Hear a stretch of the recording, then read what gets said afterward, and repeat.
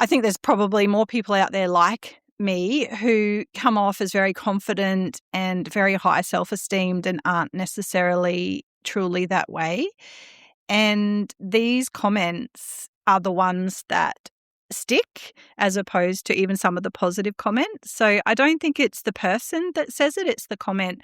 And I'm in the middle of coming up with a speech around what to say and what not to say to a speech contestant, whether they've won or lost or come second, because there's some pretty high-risk situations that you can find yourself in that could potentially damage somebody or really knock somebody if you don't take for a minute and think what's happening for them.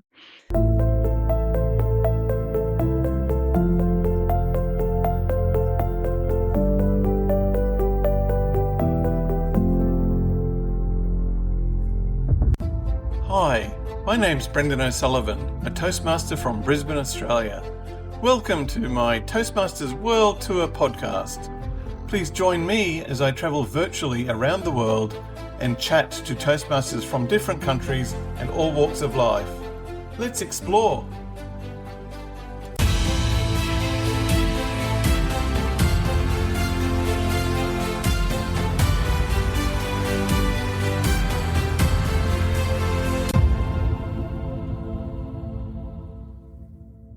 For this episode of Toastmasters World Tour, we travel virtually back to my hometown, Brisbane, famous for its sunny warm weather, year-round outdoors lifestyle, and Lone Pine Koala Sanctuary. I chat to today's guest, my advanced Toastmasters clubmate, Heidi Hoynk, who recently competed in 3 district competitions and was crowned the District Table Topics Champion. Heidi shares her competition insights and also gives us reason to pause as she reflects on the potential impact of unsolicited advice immediately after competitions. Heidi, welcome to the show. I'm so excited to have you on. Thank you, Brendan. It's nice to be here finally. What's it taken? 3 times, I think? We finally get there in the end. Oh, good things are worth waiting for, they say. Recently, you won 3 out of the 4 possible contests at division level: international, evaluation, and table topics. So first of all, congratulations. Thank you. That's amazing. That meant you had to turn around and prepare for 3 contests at district level, which is the highest level for both evaluation and table topics. So I'm interested in how you prepare for so many contests for one weekend and whether you prioritized any. Yeah, that's a really interesting question. I've been asked that a lot. I think the good thing about something like table topics and evaluation is there is not a lot you can do to prepare other than practice at club, whereas international is definitely the one that I spend most of my time and energy on, really wanting to perfect that. One, because it is already a known speech, but also because it personally is the one that's probably arguably the most special or important to me. But the other thing about the table topics one is that we're doing that all day, every day, impromptu speaking. So I feel like I'm spending a lot of time preparing for that anyway. Sure. International is the, I guess, most prestigious, but it's the one that you can prepare for the most. Yeah, definitely. I don't think the prestige necessarily interests me as much, though, as the opportunity to give the message, because international obviously is one that is to have an inspirational message.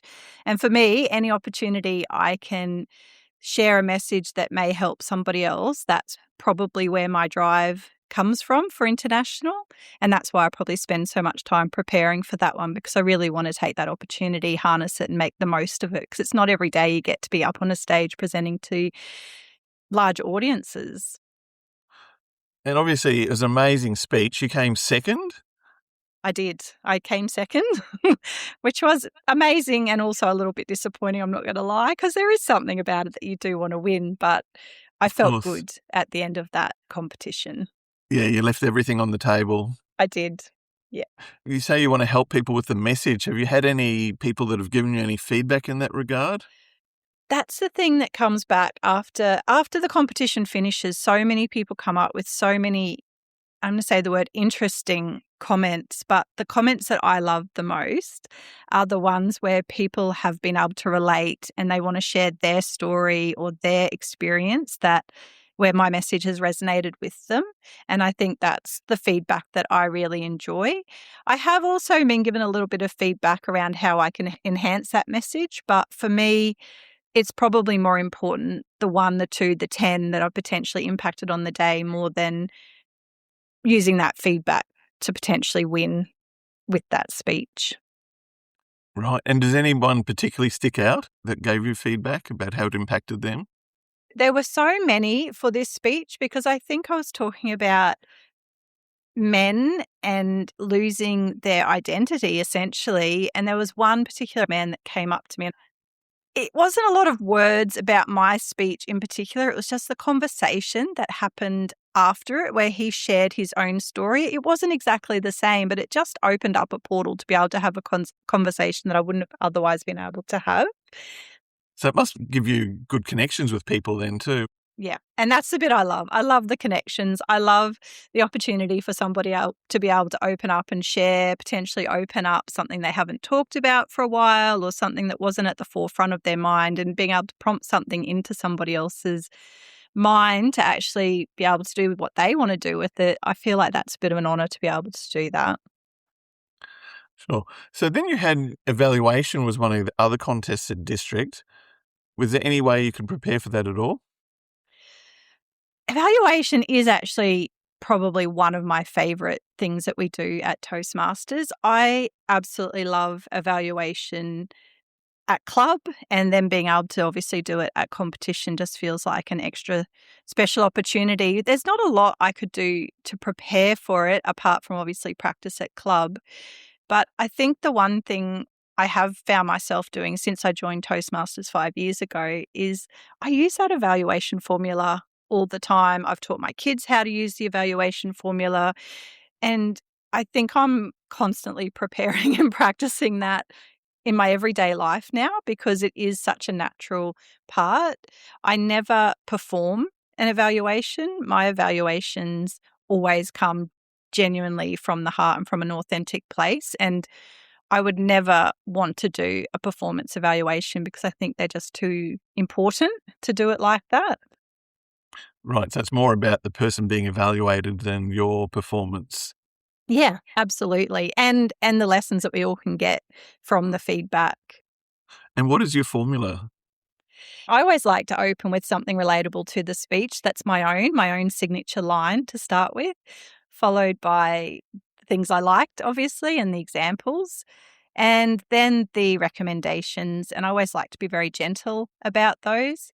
And with the summary, I feel like the summary is important, but I like a summary that's, again, my own, not just retelling the speech, but putting in something that I've received from the speech that may or may not be relatable to the audience, but it is still a summary and it is still authentic. And I feel like that is something that I like to do to really feel like I've given a good, solid evaluation.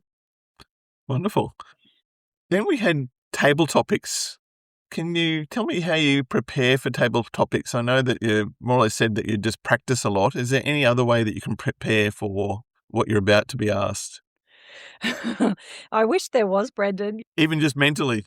Yeah, that's... Is there any mental preparation that you can do? Well, I'm not sure that there is because you just never know what question you're going to be asked. But funny story, at the district in that competition, just before that competition that I did actually go on to win, I was a complete basket case outside. I'd had a rough night. I'd been woken up at a crazy hour because of a funny thing that happened at the accommodation that I was staying at.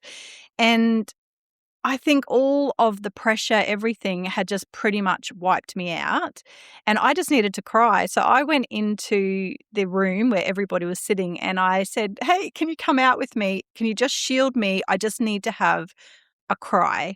And I literally stood there outside the room crying and just releasing. And someone said to me, Heidi, it's only table topics. And I laughed and I said, I'm not worried about the table topics.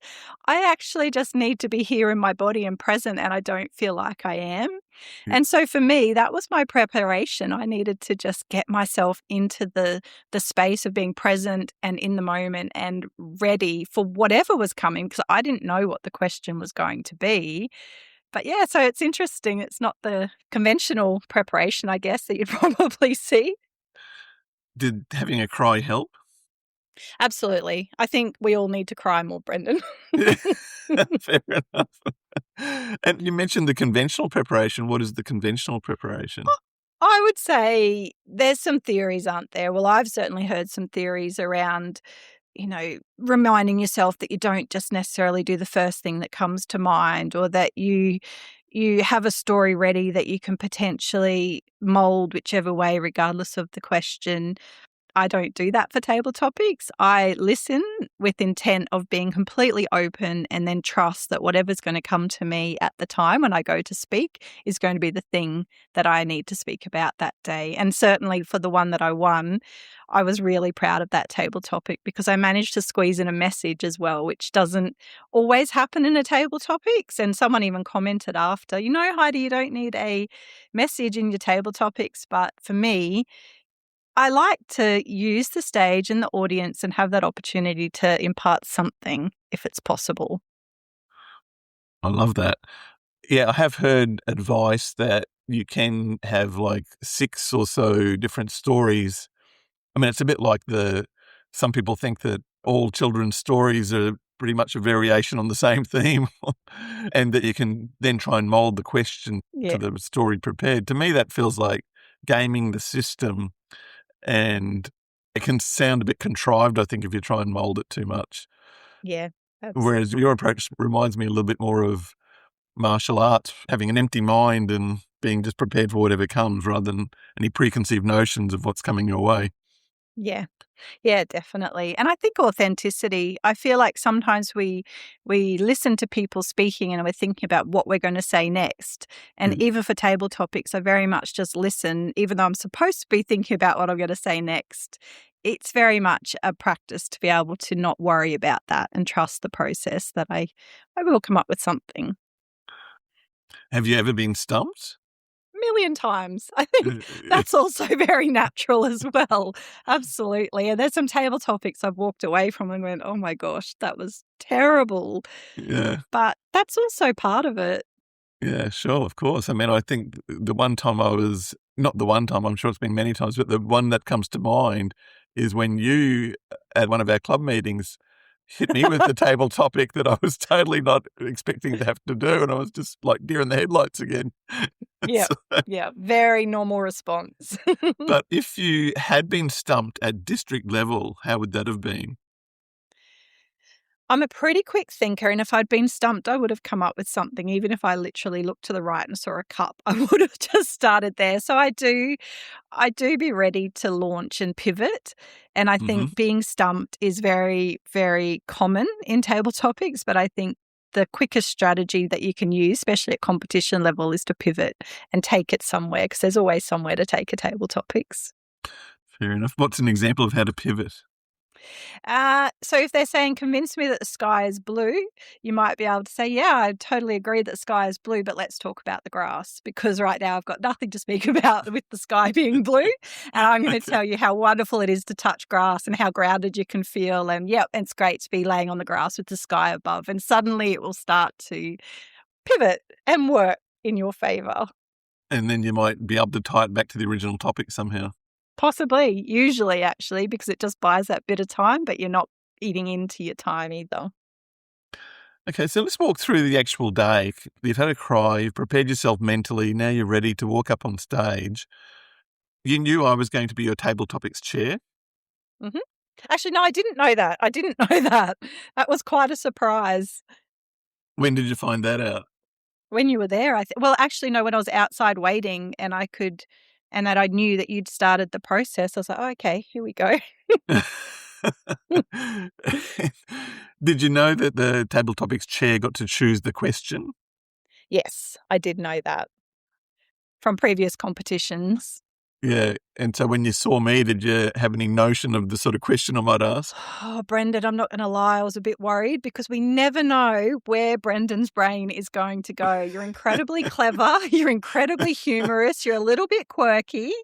So you had me a little bit apprehensive, shall we say. That leads into my next question. I was going to ask you if it was a bonus because we're friends that you know me, or if it was more of a distraction, me asking you the question. I actually think it's probably more of a distraction because when you know somebody, you know a little bit, a teeny bit about their brain. And so seeing you, it added an extra layer. What is this question going to be? Okay. Then I asked you my question, which was, I know it's trivial, but it really bothers me. Can you remember what the first thing that popped into your mind when I asked that?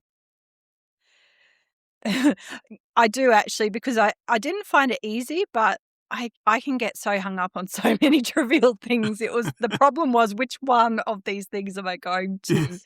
choose as opposed to, oh my gosh, what am I going to say? And so there was a list of things that popped up, didn't go with the first thing necessarily? I did go with the first thing. I did because I don't subscribe to that notion that you shouldn't go with the first thing. I think sometimes the first thing that pops into your head is the one that needs to be spoken. And I'm glad I did. Served me well. But there were other things that popped in after that that you then dismissed? Is that what you're saying?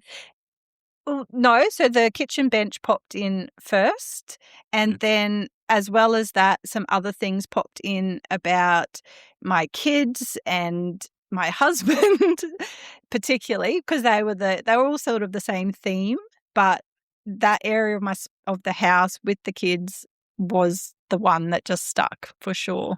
I thought, yep, that's it. I won't ask you to do the whole table topic speech again, but for our audience, can you give us the gist of what your response was? Because I'm sure they're going to be curious now that I've asked the question. Yeah, absolutely. It's trivial, but it bothers me is definitely when my kitchen bench gets treated as a dumping zone. It absolutely drives me mad. For some reason, the kids and my husband think that it's the place where everything that doesn't belong should go. And I find myself like a screaming banshee trying to get that bench under control. And I think sometimes, and this was part of my table topic, sometimes we get so caught up in the trivia of it that we forget that it's actually ridiculous and we need to take stock and calm down and really think, is this worth carrying on like this? And at the end, I do remember asking everyone to scan their life and see maybe where they're being potentially trivial and could maybe let that go. Oh, I like that message. Did you get any feedback on that? Only that you don't have to have a message, which actually made me laugh. I thought, okay, thanks. I just won. Congratulations would have been fine. Who told you that? Look, I don't remember. And I think this is the problem with someone like me. And I think there's probably more people out there like me who come off as very confident and very high self-esteemed and aren't necessarily truly that way. Uh-huh. And these comments are the ones that stick as opposed to even some of the positive comments. So I don't think it's the person that says it, it's the comment. And I'm in the middle of coming up with a speech around what to say and what not to say to a speech contestant, whether they've won or lost or come second, Mm. because there's some pretty high risk situations that you can find yourself in that could potentially damage somebody or really knock somebody if you don't take for a minute and think what's happening for them. But that's probably another conversation. No, I think if you're happy to share, I think that would be very interesting to delve into. Have you got some examples of that? Yeah. Yeah. So, for example, after my international speech, there were a couple of people that I don't think they knew that I was listening, but then someone actually said it to me later that they indicated that the speech really should have been about me because my speech, for example, was about my husband's story, but it was about my name change, and Mm-hmm. that stuck with me because somebody did mention it later, or maybe you might want to think about linking it more closely to you so you can connect more with the audience. So the feedback was actually excellent, and it's certainly something I'll be taking on board. However, it was the timing. In that moment, I just needed to process that I've just come second, and someone like me that thinks I only came second, what did I not do good enough, as opposed to the person who beat me was actually amazing and excellent and deserved that win. And I was probably up there and just didn't quite get there. I just needed to process the fact that I'd come second, but instead what happened for me is that's all I could think about. Where did I go wrong? And it didn't make me spiral, but it knocks you out of the zone that you probably need to be in. And that, for me, at that point, for me personally, was celebratory. I wasn't ready to analyze and get feedback. And I feel like sometimes those comments are so valuable. However, they probably need to come about a week later and say, Heidi, congratulations. Have you thought about this? And that happened multiple times with every competition that I went to. And being told, they were just better. That's great. I know they were better because they won. I think sometimes it's nice just to be able to bathe in the fact that I did really well. Or if I came last, that I came last. And I want to be a bit sad about that right now. It's okay to actually feel how you feel. Sure, yeah, I get that. I think at Toastmasters, a big part of our whole Toastmasters program is evaluation. And so we do get used to giving feedback, don't we? But as you've sort of indicated, if someone gives a speech, you've got an evaluator, there's a set process there. But outside of that framework, it still becomes unsolicited advice, doesn't it? It can. And I don't think it's ever done in a way that's intended to land incorrectly, but sometimes it does. And I just feel like there just needs to be just a little bit more thought about, is this the right time? I think it's always the right thing if somebody wants to encourage or support someone else to develop, get better, give feedback that's helpful. It's just around the timing, I think. Sure. And before you mentioned that there were some things that could be a bit damaging even.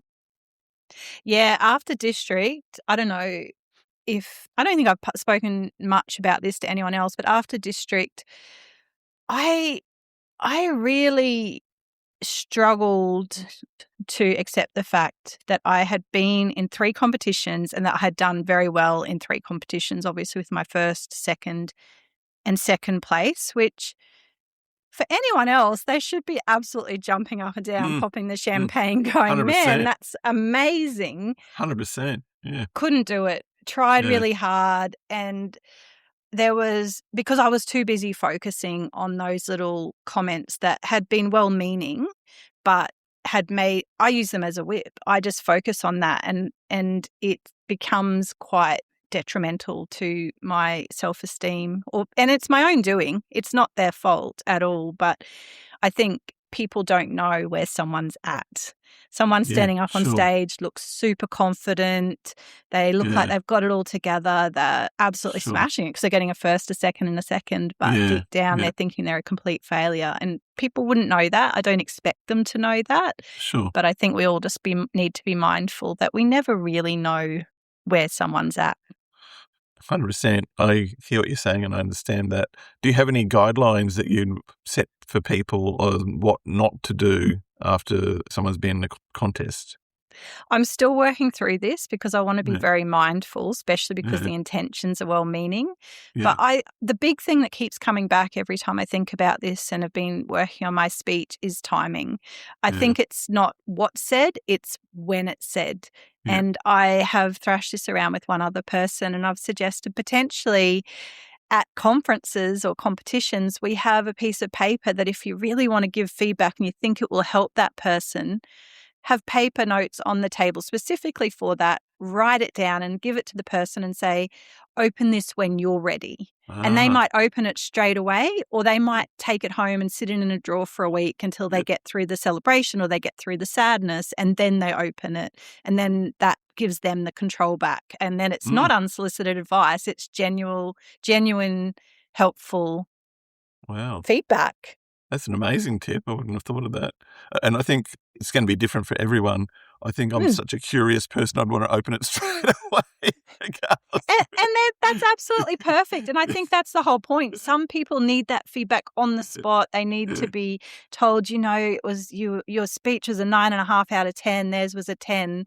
And actually, that's probably one of the nicest comments you can give somebody when they've come second. I feel like that's really encouraging if it's genuine and authentic. Whereas some people just want, congratulations, you came second and it was a fabulous speech. And some people do not need, oh, you came second straight away, you should do this, this, this, and this, because they may not need that right then. Whereas some might. So we've talked about things to avoid. Are there any guides on what you think people should do? Yeah, I think just read the person, and maybe even before, because often people just launch into their evaluation. I think just stopping and saying congratulations, actually tuning into the person. And I know it sounds probably a little bit woo, but you can get a sense of how somebody's feeling. And even just then asking the question, if you're not sure, oh, I just want to tell you something. Are you okay to hear that right now? I feel like that's also helpful. But if there's feedback, I think, and especially if it's positive, that's probably okay to give at that time. I just think, it's not so much what's said. It's, for me, very much when and how that's said. Thanks, Heidi. Getting back to table topics then, do you have any tips for people that they can take home about how to get better at table topics? Yeah, I think I do. The one thing I did when I did table topics initially was always just tried to be a bit like it was a sermon on the Mount, where I was trying to preach a message. And the part I've enjoyed doing a little bit more, or testing out a little bit more with my table topics, is trying to weave in a bit more of a story that then links to the topic and then has a nice rounded summary. So I think there's lots of stories in our lives that we've got to share. And I think it's nice to be able to weave a story into table topics, because it just makes it a bit deeper and a bit more interesting and keeps the audience following along for that bit deeper and longer. Sure. And it's just a 1 to 2 minute little mini speech.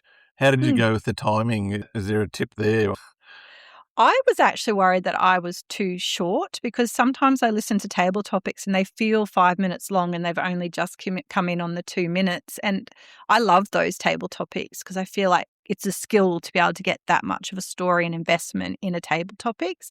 So when mine was a little bit shorter, I was a little bit worried. So my top tip would be, don't be worried about that. I think it is what it is. And as long as you've met the time and hopefully gone over the time, the initial first time of the 1 minute, it's okay. Don't get too caught up in the timing.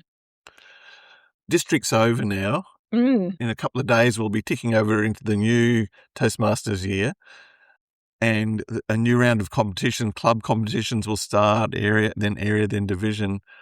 Are you going to go in competitions again this year? Yes. I'm clearly a glutton for punishment. No, I love it. I am going to do table topics and evaluation because I do just enjoy those. I'm going to do international, but I'm just getting past something in myself right now, Brendan. And that's around the competition out there. I saw at District the competition is incredibly high. Yes. And the caliber of the competitors is amazing. Mm-hmm. And I'm trying to get into a space where I'm just able to go and give what I've got and give it my best and grow from my last year and grow my skill in my speech writing and my speech presentation and just do Heidi rather than worry about who I'm up against. So that would ideally see me doing international, but I am just in the middle of a little internal crisis with that at the moment. Something you've got to work through. Yeah, but I think international, and I also think I'd like to give humorous a go as well, because it's something I don't feel I'm very good at. I left it off the list last year because I just find doing 2 speeches even at club, area or division, which I have done multiple times over the years, is quite a lot. But I've got an old story that I want to rehash and bring back to life, and I feel like I've learnt a little bit over the years from watching some really clever, humorous speech makers. So I'm I'm just going to give it a go and see where I can grow with that. Oh, I look forward to that one. So for competitions, we might be seeing you in coming up in the competition season. At club, Brendan. And the beautiful thing is I've been mentoring people from my club, and all of the experienced members in my club have been mentoring their people as well. And our club members are growing exponentially. Their skill level is improving so much. And I'm really proud to say that I'm quite nervous about competitions because it's going to be stiff competition. So, yeah, I'm going to go in at club because I think everybody should compete at club. It's an opportunity to stretch yourself and grow and see where I go. If I don't get through to the next round, that's okay. But absolutely club. And what happens after that? I'd need a crystal ball, and I don't have one. So I'm just going to throw my hat in the ring and see what happens. Do you think you're a competitive person? No, I really am not. I love the competition. I love the banter of being competitive.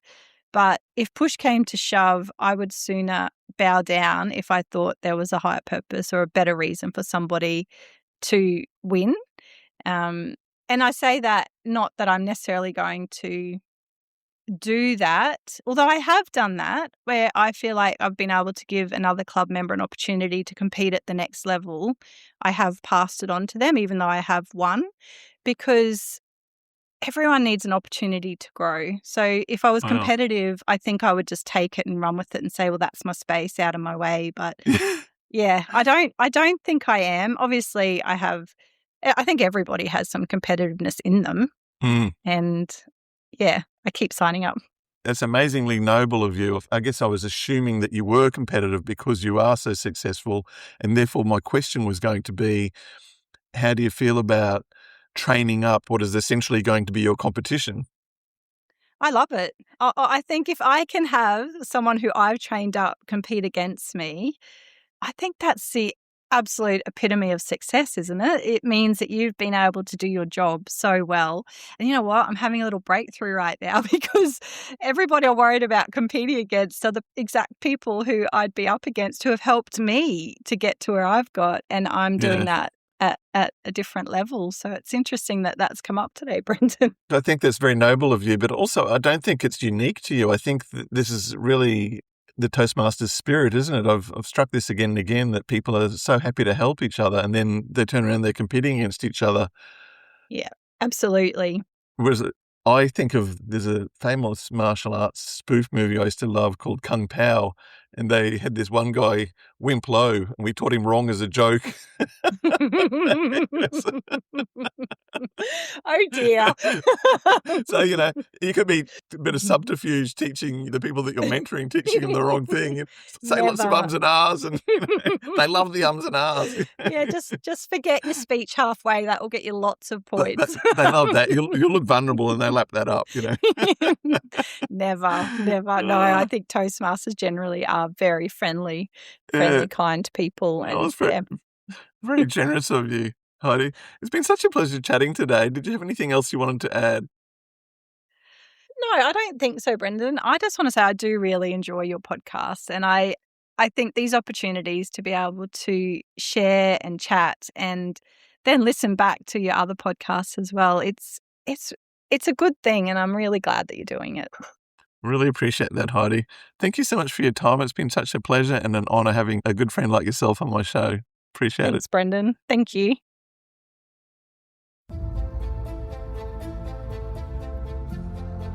Thanks for listening to today's show. One of the key elements of Toastmasters is evaluations. This is how we grow and improve, both by encouraging comments for things we got right and points for improvement. We all learn and benefit from these evaluations, not just the person being evaluated. So any feedback in the comments is greatly appreciated. If you have a Toastmasters story you'd like to share or would like to be on the show, I'd love to hear from you. You can reach me at toastmastersworldtour@gmail.com. Thanks for listening.